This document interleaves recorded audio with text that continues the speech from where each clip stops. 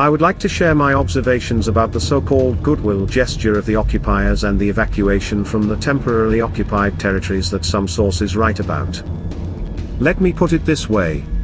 At the moment, I do not see any signs of preparation of a goodwill gesture in the left bank Kherson region, Zaporizhia region, and other occupied territories. All those evacuation processes that take place in some regions do not count, because they do not reflect the willingness of the occupants themselves to flee. The main signs of preparation for a gesture of goodwill are not the removal of civilians and collaborators, but some other actions, in 3 stages. First, it is the removal of medical personnel. The first sign of preparation for flight is the removal of occupant medical personnel from medical institutions in the cities and the winding up of field hospitals, and so on.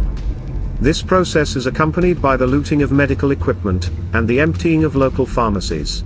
The second is the withdrawal of artillery units. Artillery is now worth its weight in gold for the Russian troops and is being withdrawn at the same time or after the medical personnel.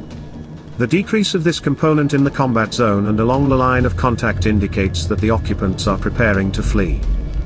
And thirdly, the withdrawal of communications systems. If the Russians start phasing out communications units, primary and redundant systems, it is a sign of the final stage of preparations to flee.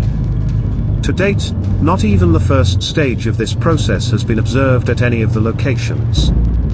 All this suggests that the enemy forces are not currently preparing to flee from any of the bridgeheads they occupy, and continue to believe that they can hold their ground under the onslaught of the Afu counteroffensive. Well, the suicides made their election. Before I continue, I ask you to subscribe to my channel, it will help to promote it. If you look carefully at the dynamics of the burning out of the Russian logistics, it occurs accurately along the entire front line, which, let me remind you, is more than 1,000 kilometers.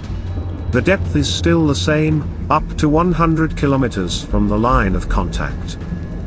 All this suggests that the Ukrainians are preparing for an offensive, but carefully conceal the possible direction of the main strike.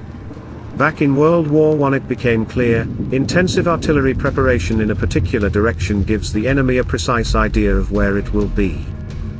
Actually, the success of the defense depends on the answer to several questions: when, who, and where. When, we don't know, maybe in a week, maybe in a month. Any exact dates now are speculation. Who? The answer is obvious: trained Afu reserves with Western vehicles. But the scale is not obvious. This is why all sorts of leaks are organized to fool the heads of Russian analysts. Where is the most important question, and here are possible options.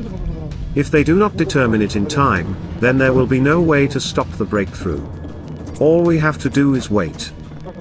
If you find my work valuable, please share this video with others.